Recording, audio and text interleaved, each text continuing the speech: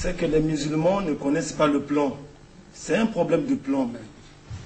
Dans Hébreux chapitre 1er, l'Écriture dit, après avoir autrefois, à plusieurs manières et à plusieurs reprises, Dieu a parlé par nos pères, par les prophètes, mais dans ces derniers jours, Dieu nous a parlé par le Fils. Jésus a dit dans Jean chapitre 17, que hors la vie éternelle, qui te connaisse toi le véritable Dieu, et celui que tu as envoyé, Jésus-Christ. Dieu n'a jamais envoyé Mahomet, mais Dieu a envoyé Jésus-Christ. Maintenant, Jésus-Christ dit dans Jean 20, verset 21, comme le Père m'a envoyé, moi je vous envoie. Donc Dieu n'a jamais envoyé Mahomet, mais dans les derniers jours, Dieu a envoyé Jésus-Christ. Mais ça, c'est selon la Bible. Alors, ça c'est selon la Bible, parce que nous sommes des croyants bibliques. Nous croyons comme dit l'Écriture. Jésus a dit dans Jean 7, verset 38. Bon, alors. Celui qui croit en moi comme dit l'Écriture, pas comme dit le Coran. Amen. Dans le Coran, il n'y a rien de divin. Nous savons une chose, que c'est Dieu qui sauve. Si les frères acceptent que non, Dieu a sauvé le monde par Mahomet, qu'ils acceptent que Mahomet est Dieu. Parce que l'Écriture dit dans Ésaïe, moi je suis Dieu, en dehors de moi, personne ne sort. Amen. Lorsque nous disons que Jésus-Christ c'est lui le sauveur, nous savons ce que nous disons. Car là, nous voulons dire quoi? Que Jésus-Christ est Dieu manifesté en chair. Amen. Comme cela est écrit dans 1 Timothée 3, verset 16. Le nœud du problème du salut, c'est que la Bible dit que c'est Jésus qui est le sauveur. Eh bien, voilà ce que dit la sourate, chapitre 4, le verset 157. Et à cause de leurs paroles, nous avons vraiment tué le Christ, Jésus, fils de Marie, le messager d'Allah. Or, ils ne l'ont ni tué ni crucifié. Mais ce n'était qu'un faux semblant. Et ceux qui ont discuté sur son sujet sont vraiment dans l'incertitude. Ils n'en ont aucune connaissance certaine. Ils ne font que suivre des conjectures et ils ne l'ont certainement pas tué. Mais Allah l'a élevé vers lui. Donc, pour Muhammad, Jésus-Christ n'est pas mort. Eh bien, voici ce propos-là. Prouve, qui est coranique, prouve que la religion de l'islam est tout à fait contraire avec le christianisme. Le thème d'aujourd'hui consiste à savoir l'humanité sera-t-elle sauvée par Jésus-Christ ou Mohammed. Et je proposais à dire à personne d'entre nous ne peut être plus éloquente pour répondre ou trancher sur ce sujet. C'est Dieu qui avait envoyé, qui nous dira par qui l'humanité sera-t-elle sauvée, et Jésus lui-même va le dire. Si Jésus a dit quelque part que c'est par lui que l'humanité sera sauvée, nous le verrons dans la Bible et dans le Coran. C'est clair. Nous sommes là, c'est juste pour l'aider de sorte qu'il ne se fasse pas passer pour quelqu'un, je m'excuse le terme, qui est 3 fois ignorant. Parce que mieux vaut être une fois ignorant.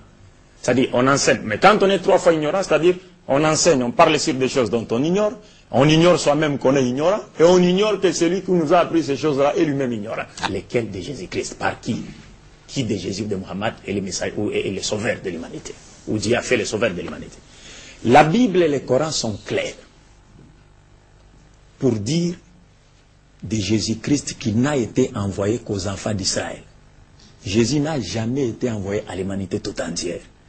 Et si Jésus est sauveur, il n'est sauveur que pour les enfants d'Israël. Parce que la Bible dit clairement que Dieu a fait de Jésus-Christ un sauveur pour les enfants d'Israël. Et lui-même a dit dans Matthieu 15, 24, je n'ai été envoyé qu'aux brebis perdues de la maison d'Israël. Je ne sais pas si en disant je n'ai été envoyé aux brebis perdues de la maison d'Israël, cela veut dire qu'il a été envoyé à l'humanité tout entière. Ça a commencé avant même sa naissance. Vous savez que Jésus est venu en accomplissement de la seconde alliance, comme étant le garant de la seconde alliance que Dieu avait conclue avec les enfants d'Israël. Parce qu'il y a une première alliance qui a été abolie. La seconde, Dieu avait conclu avec les enfants d'Israël. Cette alliance a été annoncée dans Jérémie chapitre 31, verset 31 à 34. Dieu a dit, je conclurai une nouvelle alliance avec les 2 maisons d'Israël. Israël du nord et Israël du sud. Parce qu'après la mort de Salomon, le royaume d'Israël s'est scindé en 2 parties. Le royaume du nord, Israël, capitale Samarie. Le royaume du sud, Juda, capitale Jérusalem. Dieu a fait une seconde alliance avec les enfants d'Israël. Et avant même que Jésus ne naisse, l'ange est venu dire à Joseph, le père nourricier de Jésus, selon la Bible, que ne te sépare pas de ta fiancée Marie, car l'enfant qu'elle a conçu vient du Saint-Esprit. Et lorsque cet enfant naîtra, elle l'appellera Jésus. C'est cet enfant-là, Dieu l'a choisi et a fait de lui le sauveur de son peuple. Quel peuple? Ça c'est Matthieu chapitre 1 verset 21. Quel peuple? Matthieu chapitre 2 verset 6 nous dit ceci. Et toi Bethléem, tu n'es certes pas le moindre parmi les principales villes de Juda, car de toi sortira un chef qui pètera Israël, mon peuple. Et dans Matthieu 10, chapitre 10, versets 5 à 7, Jésus, quand il a voulu envoyer ses disciples aller prêcher l'évangile, il leur avait recommandé ceci. N'allez pas chez les païens, entre autres notre frère Arcamon. N'entrez pas chez les Samaritains, mais allez plutôt chercher les brebis perdues de la maison d'Israël. Et dans Matthieu 15, 24, il répétera la même chose. Lorsque la femme cananéenne s'était approchée de lui et lui avait demandé de l'assister parce que sa fille était cruellement tourmentée par les démons. Pendant que la femme était en train de crier derrière Jésus, Jésus faisait fi même de ne pas, il faisait semblant. C'est comme s'il ne voulait même pas l'écouter. Et ses disciples se sont rapprochés de lui pour lui demander de la chasser, de la renvoyer. Et Jésus leur dira, je n'ai été envoyé qu'aux brebis perdues de la maison d'Israël. La femme a continué à insister. Finalement, Jésus dira, on pourra peut-être lire ce verset, parce qu'il est inutile de chercher à contrer, alors que ce que je suis en train de dire, sortez de la bouche de Jésus. Dans Matthieu chapitre 15, verset 24, cette femme avait insisté encore. Maître, secours-moi. Ma fille est cruellement tourmentée par les démons. Et Jésus dira ceci. Il n'est pas bon de prendre le pain des enfants et de les jeter aux petits chiens. Demandez au frère Arcamon, qui sont les petits chiens, qui sont les enfants et qu'est-ce que les pains? Les petits chiens, ce sont les païens. Ouais, les païens, nous autres. Et dans Matthieu chapitre 19, versets 27 à 28, Jésus dira encore, au dernier jour. Il dit à ses disciples, les jours où le Fils de l'homme sera assis sur le trône de sa gloire, vous qui m'avez suivi, vous serez de même assis sur 12 trônes et vous jugerez les 12 tribus de la maison d'Israël. Pas un seul trône pour les Congolais de Brazzaville et moins encore pour ceux de la RDC. Pas un seul trône. Mais nous ne refusons pas. Nous disons que Jésus, étant donné que le Christ est un messager de Dieu, les enseignements de Jésus peuvent être bénéfiques à toute l'humanité. Mais reconnaissez que Jésus n'avait été envoyé qu'aux enfants d'Israël. C'est comme Moïse. Les enseignements de Moïse nous sont profitables. Mais Moïse n'a jamais été envoyé pour les Congolais. Il a été envoyé aux enfants d'Israël. Mais étant donné que ces enseignements venaient de Dieu, et que c'est ce même Dieu qui nous a tous créés, donc c'est normal, c'est naturel, c'est normal que les enseignements de Moïse nous soient également bénéfiques. Alors dans les versets du Saint-Coran, cette même vérité est confirmée dans le Coran.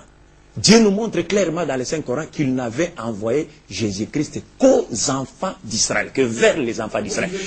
Je suis dans le Coran, dans son chapitre 3, versets 50 à 51. Versets 49 à 50. Je lis. Et il sera, c'est-à-dire Jésus-Christ, le messager aux enfants d'Israël. Et leur dira, en vérité, je viens à vous avec un signe de la part de votre Seigneur.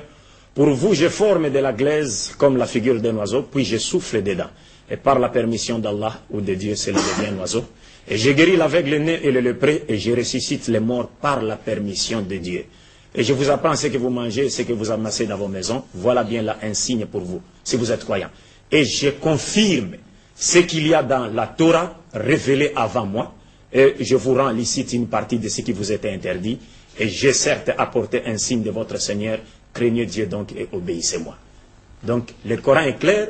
Le Coran a appuyé la Torah et l'Évangile sur ce point, disant que Jésus-Christ n'avait été envoyé qu'aux enfants d'Israël, pas à d'autres peuples, mais que le païen et tout pasteur averti le sait, les païens ont été acceptés dans la nouvelle alliance par la grâce.